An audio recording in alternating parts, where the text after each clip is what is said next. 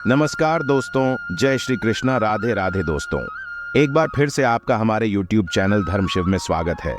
अभी तक आपने वीडियो को लाइक नहीं किया तो वीडियो को लाइक कर दें और कमेंट में जय माता दी अवश्य लिख दें। मित्रों, जो स्त्री पुरुषों में असंतुष्ट होती है वह स्त्री अपने पति के सामने यह 3 नाटक अवश्य करती है। प्रिय दर्शकों, आज का हमारा यह प्रसंग बड़ा ही ज्ञानवर्धक है और बड़ा ही प्रेरणादायक है।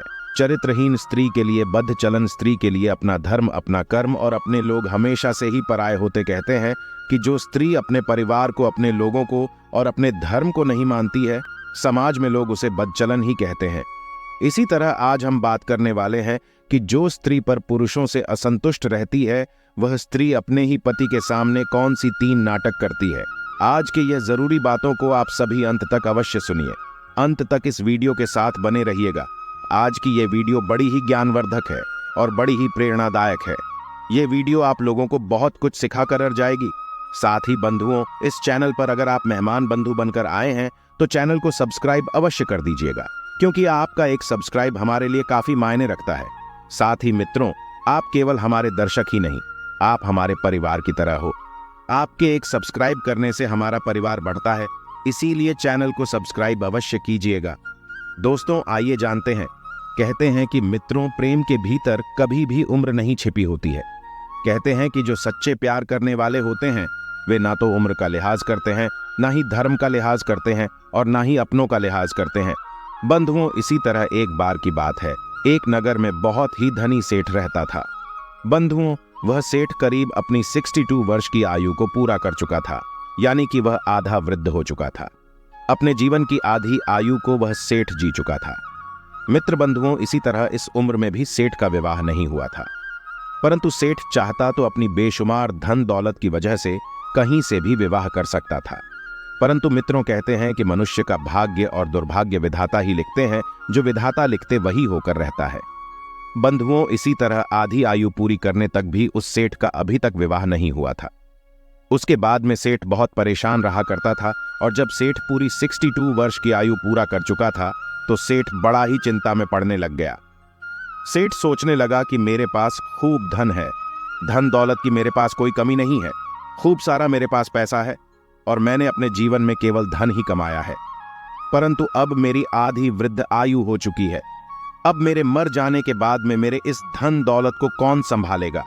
आखिर इसका असली हकदार कौन बनेगा? बंधुओं, फिर इसी तरह गांव के कई बुद्धिमान लोगों से सेठ ने जब चर्चा की तो उस चर्चा को लेकर उन बुद्धिमान लोगों ने, उन वरिष्ठ लोगों ने सेठ को अच्छे अच्छे रिश्ते बताए और सेठ से कहा कि तुम विवाह कर लो और विवाह के बाद में जब तुम्हारे कोई पुत्र पुत्री होगी तो ही तुम्हारी इस पूरी जायदाद के असली हकदार बनेंगे।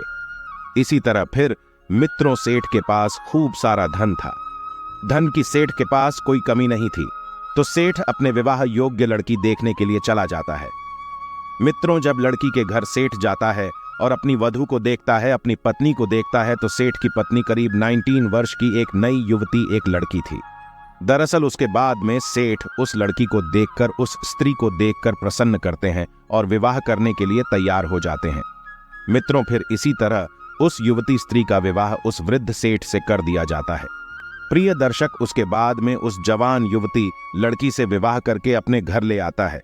तो जब सेठ अपनी पत्नी को अपने घर लेकर आता है तो दूसरे दिन ही सेठ अपनी पत्नी को अपने घर की सारी जिम्मेदारी सौंप देता है। फिर इसी तरह जब रात्रि का समय होता है और सेठ जब अपनी पत्नी के पास समागम करने के लिए जाता था तो उसकी पत्नी उसे आसपास भी नहीं आने देती थी, क्योंकि वह वृद्ध था। दोस्तों, अगर कहा जाए तो उस सेठ की उम्र उस जवान युवती लड़की के पिता के समान थी। अगर अभी तक आपने वीडियो को लाइक नहीं किया तो वीडियो को लाइक करके और कमेंट में हर हर महादेव लिखना ना भूलिए। और देखा जाए तो यह एक पाप के समान ही था। उसके बाद जब भी सेठ की वृद्ध आयु के रूप में अपने पति को देखती तो वह स्त्री पूरी तरह लड़खड़ा जाती है। और तो और मित्रों, वह जवान युवती स्त्री, सेठ की नई दुल्हन जो थी, वह अपने ही पास के वाले एक सेठ के ही लड़के से प्रेम कर बैठती है। और यहां मित्रों, जब भी वृद्ध सेठ पास आने को चाहता, वह स्त्री अपने आसपास भी नहीं आने देती, अपने हाथ तक को भी नहीं छूने देती। वह जवान सेठ की पत्नी, और जैसे ही मित्रों रात्रि का समय होता है तो वह सेठ चुपचाप लाचार होकर के सेठ अपनी पत्नी से दूर होकर चला जाता है, बाहर और एकदम अलग सो जाता है। अगले ही दिन सुबह में मित्रों, वह सेठ की पत्नी अपने वृद्ध पति से झूठ बोलकर बहाना बनाकर के बगल के रहने वाले उसी सेठ के लड़के से मिलने के लिए चला जाया करती थी। इसी तरह मित्रों काफी दिनों तक चलता रहा। सेठ ने भी कुछ नहीं कहा, क्योंकि सेठ अपनी इस पत्नी को खोना नहीं चाहता था। बार बार इस चीज को सोचता था कि मेरी आधी आयु बीतने के बाद तो मेरी भी शादी हुई है, और अगर यह भी कहीं मुझे छोड़कर चली गई तो लोग बातें बनाएंगे, लोग मुझे जीने नहीं देंगे, लोग मुझे ताने मार मार कर ही मार देंगे। लोग कहेंगे कि खूब धन कमाया, खूब नाम कमाया, परंतु संतान नहीं कमा पाया। मित्रों, इसी तरह सेठ कुछ नहीं कहता, और सेठ की जवान पत्नी रोजाना नए नए वस्त्र खरीद कर लाती, सेठ के कमाए हुए धन को खूब उड़ाती। फिर जैसे ही सेठ अपनी पत्नी की लगाम कसने को चाहता, अपनी पत्नी को थोड़ा भी डांटता, तो सेठ की युवती स्त्री व पत्नी उसे उसकी वृद्धावस्था का बार बार हवाला देती और उससे कहती कि अब तुम्हारी वृद्धावस्था हो चुकी है, तुम मेरे लायक नहीं हो, परंतु तो मैं तुम्हारे इस वृद्धावस्था में भी तुम्हारा साथ दे रही हूं, यही बहुत बड़ी बात है। उसके बाद में सेठ अपनी पत्नी से ही बहुत परेशान हो चुका था। उसके बाद जब सेठ एक दिन जब अपने नगर में घूमने के लिए जाता है, तो उसको उसके कई सारे वृद्ध मित्र मिल जाते हैं। जब सेठ को सेठ के मित्र मिलते हैं, तो सेठ के मित्र सेठ से कहते हैं कि अरे भाई, तुम्हारी अभी अभी नई शादी हुई है, तुम्हारा अभी अभी विवाह हुआ है, परंतु तुम्हारी पत्नी तो रोजाना रात्रि को सेठ के बेटे के पास जाती है, तो भाई आखिर ऐसा क्यों हो रहा है? प्रिय मित्रों, उसके बाद में सेठ उनके पास और देर नहीं रुकता है। सेठ अपने मित्रों की इस बात को एक ताने के समान ही मान लेता है। उसके बाद में सेठ जैसे ही अपने घर आता है, अपनी पत्नी को देखता है, तो सेठ अपनी पत्नी से साफ शब्दों में कह देता है कि सुनो, अब मुझे तुम्हारे साथ ही रहना है, और मैं चाहता हूं कि अभी और इसी वक्त तुम मुझे छोड़कर अपने घर चली जाओ, अपने पीहर चले जाओ। मैं जैसे पहले था मैं वैसे ही अब भी रह लूंगा। मैं केवल तुम्हें अपनी संतान को इस दुनिया में लाने के लिए लाया था, अपने इस वंश का वंश चलाने के लिए लाया था, परंतु तुम मुझसे विवाह करके सबसे बड़ा मौका का फायदा उठा रही हो और खूब सारा धन को ऐसे ही पानी में बहा रही हो। और मैं तुमसे कुछ कहूं तो तुम मुझे वृद्ध अवस्था को लेकर घिनौना बात कहती और मुझे छोड़ जाने का धमकी देकर आपने आपको लाचार बताती हो कि मैं एक जवान युवती हूं। फिर मित्रों, उसके बाद में वह सेठ अपनी उस बचचलन पत्नी को वहां से भेज देता है और अपनी सारी जमीन जायदाद, अपने सारे धन को गरीबों में बांट देता है, और फिर सादा जीवन जीने लगता है और भगवान की भक्ति में लग जाता है। मित्रों, अब बात करते हैं कि जब कोई स्त्री गैर मर्दों से समागम बनाती है, गैर मर्दों से आसक्त होती है, तो अपने पति के सामने, अपने परिवार के सामने कौन सी 3 नाटक करती है। मित्रों, पहला, जो स्त्री पर पुरुष में आसक्त होती है, वह अपने पर अपने प्रेमी को अपने घर वालों के, अपने पति के सामने अपना कोई मित्र, बंधु या भाई बनाकर ही पेश कराती है, क्योंकि उसे केवल अपने प्रेमी के बारे में ही दिखता है, अपने धर्म के बारे में नहीं दिखता है।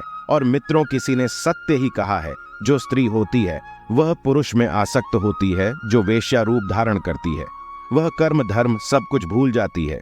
दूसरा है, जो स्त्री पुरुष में आसक्त होती है, वह बार बार अपने घर से बाहर जाने का नाटक करती रहती है, अपने पति को, अपने परिवार को, अपने कुटुंब को झूठ बोल देती है।